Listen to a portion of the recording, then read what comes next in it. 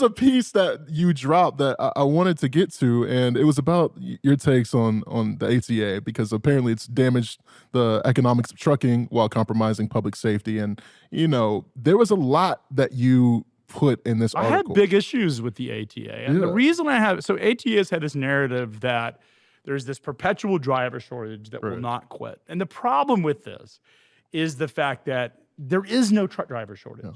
The industry always, historically, if you look at it, continues to grow almost exponentially, continues to grow. It's on it's actually a linear curve. It's pretty predictable, but the growth, if you sort of look back in 2009, it's just we've had this massive influx of capacity. And what happens is when the market gets heated, carriers provide sign-on bonuses and increased driver wages. Typically, that's the way the market responds to it. Right. What's happened is in the last couple of years, and we all know this, the freight market has been really tough. But if you sort of go back, exception this year, because really what's happened is there's been a volume collapse. But over the last couple of years since 2022, there's been way too much capacity. And the question we've all been asking is, where do these people come from? How are they staying in business? And I think this has been a big mystery. And at first we thought, okay, maybe this is government stimulus. Then we looked at things like the SBA loans. And I think all those things certainly contributed to the problem. But effectively what's happened is we've had basically an endless supply of labor, truck drivers coming into the market. Yeah. And I find it so bizarre that the American Truckers Association would continue to claim that there's a truck driver shortage when clearly the trucking industry has way too many truck drivers. Absolutely. And it's an economic backwater. And here's the problem is that when you add the kind of capacity that we've added over the last couple of years, we've added 310,000 active trucks since 2019. That is insane. Have come into the industry. And when you add that much capacity, then that clearly demonstrates that there isn't a truck driver shortage. Now, here's the crazy thing, is this concept of a non-domiciled CDL, which is basically, was passed in 2017, was updated in 2019, which is basically the FMCSA came out and said, you can issue CDLs, the states can issue CDLs, have the right to do it, to non-US residents. And what they said was that you should verify work permits. The problem is, some of the states didn't do their work. They didn't actually verify work permits. And this happened so fast and furious. The DOT says there's 200,000 of these in their investigation of non-domiciled CDLs. And I want to put this in perspective. We've added 310,000 since that rule went into effect in March of 2019. There's been 310,000 new active trucks in the market. 200,000 of those, according to the DOT, are from non-domiciled CDLs. So what's happening is that 2/3 of the population that's come into the industry, now we don't know how many of those are active, we don't know how many of those are long haul, but a large portion of those are coming from non-domiciled CDLs. And what's happening is veteran truck drivers of all races and creed, whether we're talking Black, Hispanic, Latino, Indian that are second born, white, whatever, the veteran drivers, the ones that trucking provides a good quality of life, have been working in it, are the ones that have been really negatively impacted. Yeah. These are family companies that are multi-generational that have gone out of business due to the influx of capacity. And there has been nothing stopping it. And the ATA continues to tell people that there's a truck driver shortage. That's a problem. That's a huge problem. And the upward mobility element is so tremendous. I am very empathetic to immigrants. I have a son who's his mother is Colombian. She literally came over here in the 80s and was a part of the Reagan's amnesty program. Yes. So I have a lot of empathy for immigrants. And look, if I lived in Colombia, if I lived in a world, I would want the same for my family. I have no issue with the people.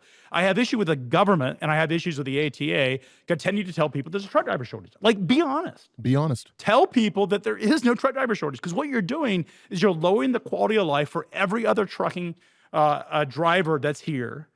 Veteran truck drivers that are working hard, looking for mobility, they're making a living. A lot of these guys have filed bankruptcy.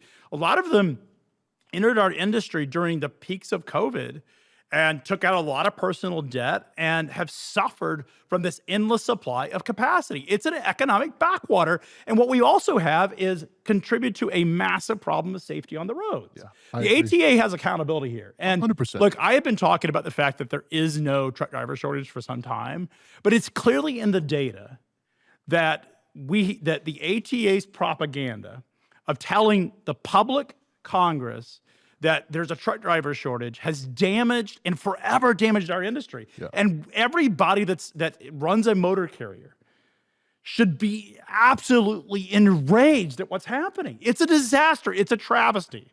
And I don't care what your background is. If you work in the trucking industry, you should be absolutely, absolutely appalled.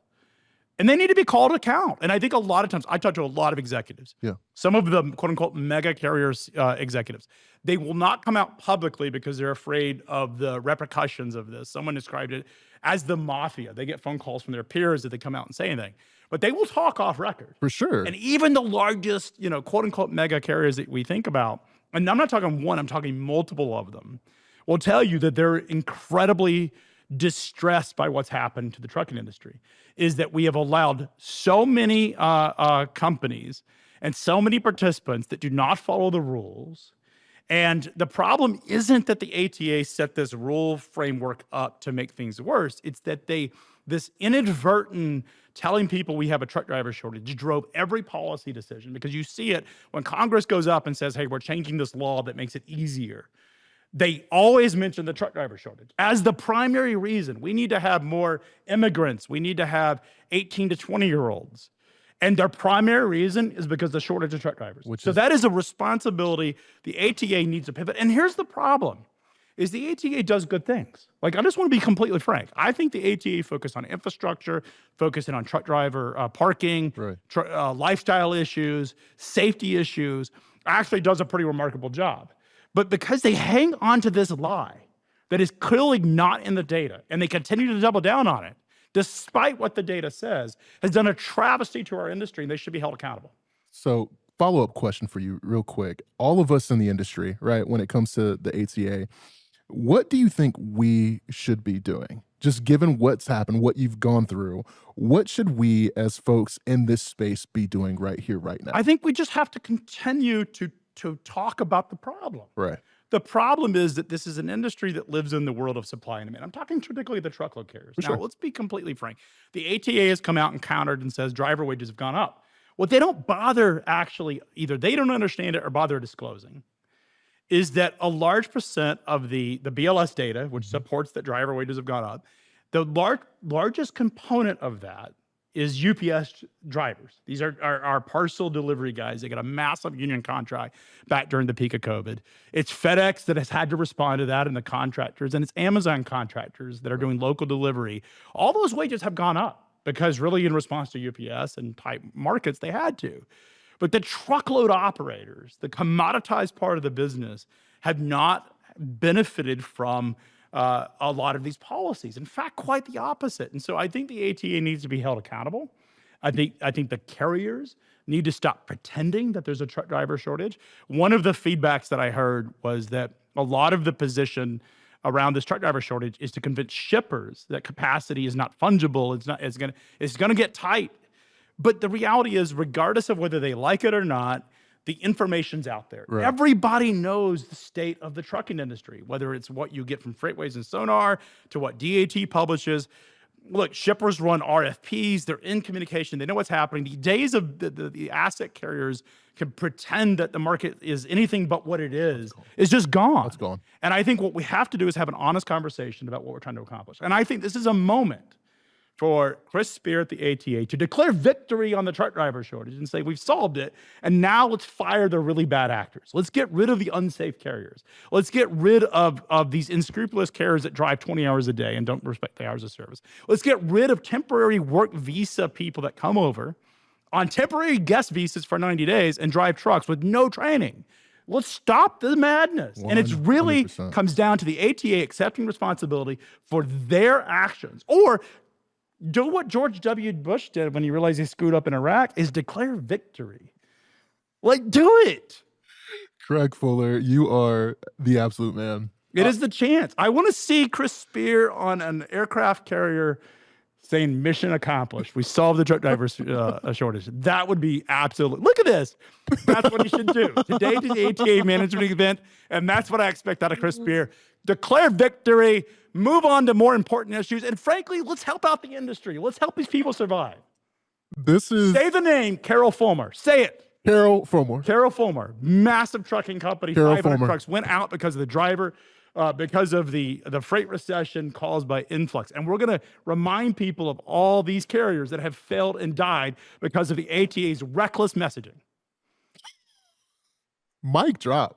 Mic drop. I mean, it's some steam is smoking from that microphone right now. I'm pissed as you on should be. behalf of the As you should motor be. carriers. And look, I come from a quote unquote mega trucking family. Yeah. I come from that world, and For sure. I see what's happening to our poor trucking industry and the drivers, the veteran drivers, and it really is a sad, sad prediction. 100%.